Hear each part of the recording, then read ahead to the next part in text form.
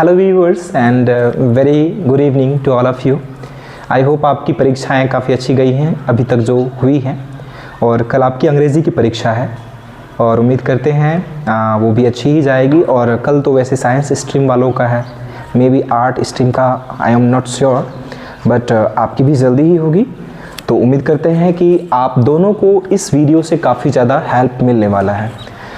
क्या कुछ मैंने यहाँ पर लिखा है, पहली बात तो मैंने यहाँ पर आपको एक पैटर्न सजेस्ट करा है। क्या पैटर्न है उसको मैं एक्सप्लेन करूँगा, साथ ही साथ मैं आपको कुछ सजेशंस भी प्रोवाइड करने वाला हूँ जो कि प्रोबेबली क्वेश्चंस एग्ज़ाम में आ सकते हैं। ठीक है, तो ऑब्जेक्टिव सेक्शन की जहाँ तक बात है, इसमें आप आश्वस्त हैं। आई थिंक ऑप्शंस बहुत ज़्यादा हैं, 100 में से 50 बनाने हैं, सोच समझ कर बनाना है। मैंने पहले भी आप लोगों को सजेस्ट किया हुआ है कि बुक सेक्शन का अगर आपने पढ़ा हुआ है अच्छे से तो बुक सेक्शन का पहले टच करेंगे ऑब्जेक्टिव्स, जिसमें आप काफ़ी श्योर हों। पहले बुक सेक्शंस को अच्छे से देख लें, फिर रेस्ट जो आपको ईजी लगे ग्रामर सेक्शन में भी आप देख सकते हैं, उस हिसाब से अपना अच्छे से बनाइएगा, ध्यान से।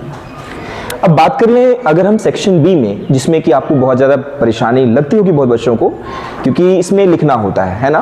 बट लिखने से नहीं डरना है, टाइम आपके पास पर्याप्त होता है और समय लीजिएगा और आराम से लिखिएगा और अच्छी राइटिंग में लिखिएगा। क्योंकि देखिए ये आर्ट सब्जेक्ट है, ये लैंग्वेज है, यहाँ पर राइटिंग मैटर करती है। आपका प्रेजेंटेशन कितना अच्छा हुआ है, आप कितने अच्छे तरीके से लिख पाए हैं, बहुत ज़्यादा मायने रखता है। और अच्छी राइटिंग अगर होगी, अच्छी तरीके से आपने लिखा होगा तो आई थिंक अच्छे मार्क्स आप गेन कर सकोगे। पहला जो आपका एशे है, निबंध, तो इसमें सभी जानते हैं कि जो प्रोबेबली कॉमन जो क्वेश्चंस होते हैं वो कहीं ना कहीं बहुत ही इजी होते हैं। जैसे कि डिसिप्लिन पर पूछ दिया जाता है, जैसे एक cricket match, a village fair. अभी इलेक्शन चल रहा है और इलेक्शंस आने वाले भी हैं, बिहार में भी लोकसभा चुनाव हैं, तो इलेक्शंस पर आ सकता है, पॉल्यूशन पर आ सकता है। ये सब इतने कॉमन टॉपिक्स हैं। और इंपॉर्टेंस ऑफ इंग्लिश या English as a global language, जो कि हमने बताया हुआ था कि आपको 2 क्वेश्चंस के लिए इंपॉर्टेंट है, कहाँ पर मैं आगे भी बताऊंगा। तो ऐसे में आपको ये कुछ टॉपिक्स देख लेने हैं जो मैंने आपको बताए। तो उसके अलावा एक्सप्लेनेशन की बात आती है। एक्सप्लेनेशन काफ़ी ईजी होता है। लेंथ आप 4 मार्क्स के हिसाब से मोर देन हाफ पेज आप लिख सकते हैं, आधे पेज से ज़्यादा कुछ, है ना। तो 4 मार्क्स के लिए आप इस तरह से प्रोज से कोई एक एक्सप्लेन करना है। 4 ऑप्शंस आपके पास होते हैं, कोई एक करना है। काफ़ी आसान है, पहले आइडेंटिफाई करना है कि वो किस चैप्टर से है, उसके अकॉर्डिंग उसको इंट्रोड्यूस करते हुए फिर एक्सप्लेन कर देना है। और सबसे पहले शुरू में उस लाइन को कोट करना है आपके आंसर में, इन्वर्टेड कोमा के अंदर पहले उस लाइन को लिख देना है, फिर आप आराम से उसको इंट्रोडक्शन के साथ फिर पैराग्राफ चेंज करके आप उसे एक्सप्लेन कर देंगे। उसी तरह पोइट्री में करना है आपको। पोइट्री में भी वही है, 4 ऑप्शंस रहने वाला है। आपने अगर पोइट्री पढ़ी है तो आई थिंक आपके लिए काफी इजी होगा उसको आइडेंटिफाई कर पाना। अगर बाय चांस आपको समझ नहीं भी आ रही है, फिर भी आपको जो आइडिया है उस हिसाब से लिख दीजिएगा। छोड़ने का कोई मतलब नहीं होता इस तरह के क्वेश्चंस को, क्योंकि आप लिखेंगे तो मार्क्स मिलेगा ही मिलेगा। लेटर या एप्लीकेशन में से कोई एक लिखना है। आप देख लीजिए आप किस में अच्छे हैं। आपको अगर लेटर लिखने में अच्छा होता है, आसान लगता है, तो फिर लेटर लिखिए, या फिर एप्लीकेशन भी काफी इजी है। जो आपको लेटेस्ट अपडेटेड पैटर्न है मैंने उस पर आपको बताया हुआ भी है। अगर आपको इस पर वीडियो चाहिए तो आप कमेंट सेक्शन में हमसे पूछ सकते हैं। आगे बात करें क्वेश्चन एंड आंसर जो कि बुक सेक्शन से होते हैं। ये टोटल 5 क्वेश्चंस होते हैं 2 मार्क्स के और टोटल 10 मार्क्स के। तो ये देखिए, ये भी आपको छोड़ना नहीं है, आपको आंसर सभी क्वेश्चंस के करने हैं, खास करके सब्जेक्टिव सेक्शन में। वहां तो आपको कोई आधा तो करना ही है, यहां पर भी ध्यान रखना है कि हमको क्वेश्चंस छोड़ने नहीं है। लेंथ इसका 2 मार्क्स है, तो 4-5 लाइन 6 लाइन अगर आप इतना लिखते हैं तो काफी है। 5 से 6 लाइन में अगर आंसर करते हैं कंक्लूड तो काफी बढ़िया रहने वाला है।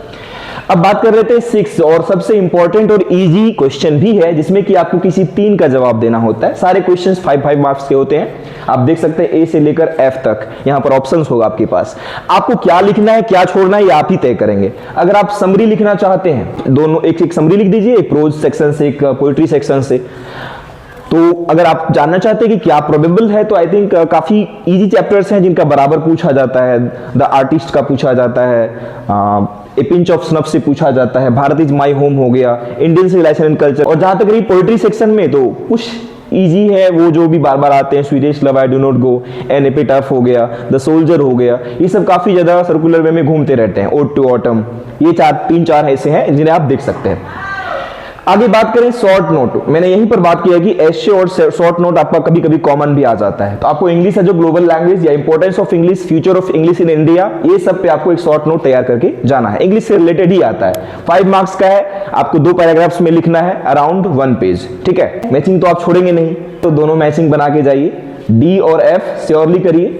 उसके अलावा आपको तय करना है, आप ट्रांसलेशन आपको इजी लगता है ट्रांसलेशन बना जाइए, समरी इजी लगता है समरी कर लीजिए, शॉर्ट नोट इजी लगता है शॉर्ट नोट कर लीजिए, ऑप्शंस की भरमार है ना।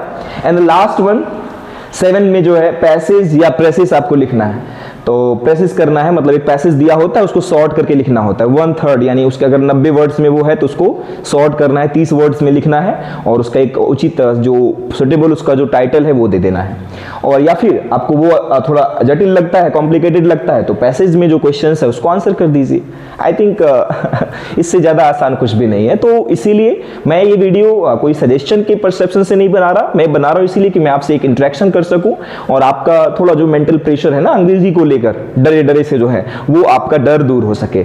और बस कंफर्ट जोन में रहिए, आराम से जो पढ़ सकते रिवाइज कर सकते हैं। हाँ, ऑब्जेक्टिव्स ज़्यादा से ज़्यादा चीज़ें पढ़िए, जहाँ कंफ्यूजन हो आपस में दोस्तों से डिस्कस करें, हमसे भी पूछ सकते हैं आप जहाँ भी कमेंट सेक्शंस हैं। और हुआ तो मैं क्विज भी कराऊंगा कुछ शाम में, आप लोग आ सकते हैं कम्युनिटी सेक्शन में। उम्मीद करते हैं आप सब भी अच्छे से एग्जाम देकर आएंगे और कल आपसे सुनने को मिलेगा कि सर एग्जाम बहुत अच्छा गया। और thank you so much and आपको भी all the best for your exams and all the upcoming exams.